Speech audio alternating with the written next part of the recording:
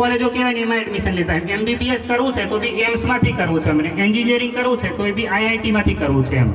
પછી આ બાજુ છોકરી કહેતી હતી કે એક છોકરી છે એ JNU એટલે કે જવાહરલાલ નહેરુ યુનિવર્સિટી છે એમાંથી પોલિટિકલ સાયન્સ કરી રહી છે અને UPSC કરવું છે એટલે એમ. તો આ બાજુની પરિસ્થિતિ છે કોલેજની અંદર કે કોલેજ પત્યા પછીની. હવે આ બાજુની પરિસ્થિતિ આપણે જોશું. આટલી વાત કરું તો અહીંયા તમે છોકરાઓ વાંચતા અને એમ તેમ જોઈ શકશો. પેલી છોકરી ક્યુબ લઈને બેઠી છે, આ બાજુ ચેસ છે, આ બાજુ છોકરા એમને બેઠેલા છે. એટલે અહીંયા નાટકમાં બધું બરાબર નહીં દેખાય, પણ બે પરિસ્થિતિ થોડી વર્ણવા ટ્રાય કરું છું.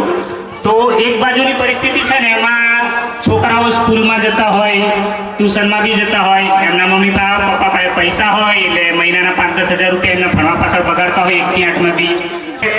પોતાના માટે વાંચવા માટેની અલગ રૂમ જ એમ આ બાજુની પરિસ્થિતિ વાળાને એમ. મમ્મી પપ્પા એમનું કામ કરતા હોય ને એક બાજુ નોકરી જતા હોય, નોકરીથી જાય પાછા આવે અને આ લોકોને ઘરે આવી જાય એટલે પર્સનલ રૂમ વાંચવા માટેની હોય એમ. એક રૂમમાં જઈને શાંતિથી વાંચે એમ. આપણે ઘરમાં આ બાજુની પરિસ્થિતિમાં હોય કે ઘરમાં રહેવાનું, ખાવાનું, સૂવાનું બધું એક જ રૂમમાં હોય એમ હોય. તો ત્યાં બી થોડું ઘણું આપણી બાજુ એટલી બધી સારી હોસ્ટેલો છે નહીં એમ, આશ્રમ શાળામાં કેમ તેમ રહેતા હોય તો.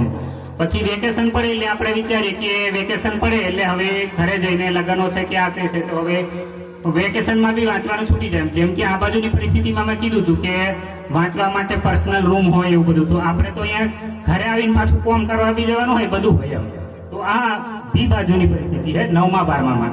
અને અડધા છોકરાઓ તો અપડાઉનમાં ટાઈમ જતો રહે, બસ કેરો આવે, બસને આવવાનું જવાનું એ રીતના.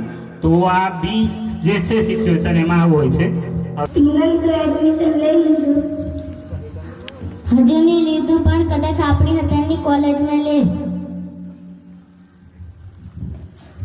તુલી મિત્તલ, મેં કદાચ ખાલી પરીક્ષા આપવા જવાનું હોય અને પાસ કરી દે એવી જગ્યાએ લે.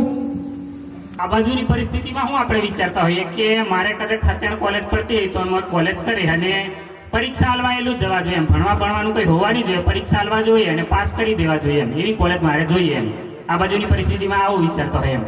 હવે એવું નથી કહેતો કે બધે આવું જ છે, પરંતુ આ જે પરિસ્થિતિ બંને કીધી ને તો એ આપણે ગામડામાં અને સિટી લેવલ પર જે ચાલે છે ને એમાં સિટી લેવલ પર આ ટાઈપનું મોટા ભાગે જોવા મળશે. બધા જ એવું નથી કહેતો, પણ આ ટાઈપનો એમના મમ્મી પપ્પા બી ભણેલા હશે, ભણવા માટે પર્સનલ રૂમ બી હશે, પૈસા હશે એટલે ટ્યુશન બી મોકલતા હશે 10-15 હજાર. ને આ છોકરી આ બાજુથી બોલી હતી કે કરિયર કાઉન્સિલર પાસે, એટલે કે તમારે શું ભણવાનું છે, શું કરવાનું છે એ કહેવા વાળા બી અમુક લોકો એમની પાસે મોકલતા. આવું બધું થતું હશે સિટી લેવલ પર. અને આપણી બાજુની અહીંયા પરિસ્થિતિ બધા છોકરાઓ નહીં કહેતો, પરંતુ મોટા ભાગના છોકરાઓને એવું હશે એમ.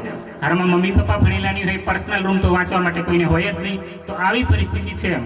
હવે આ નાટક રાખવા પાછળનો મેન ઉદ્દેશ્ય હતો કે આપણી જે આ પરિસ્થિતિ છે ને તો એમાં કંઈ સમાધાન આપણને મળતું હોય ને તો એ આપણે પ્રાથમિક અધ્યયન કેન્દ્ર શરૂ કરેલું છે એમ. તમને ઘરે રૂમ વાંચવા માટે ના મળતી હોય તો આપણે અહીંયા વાંચી શકીએ બરાબર, એના માટે જોહાર.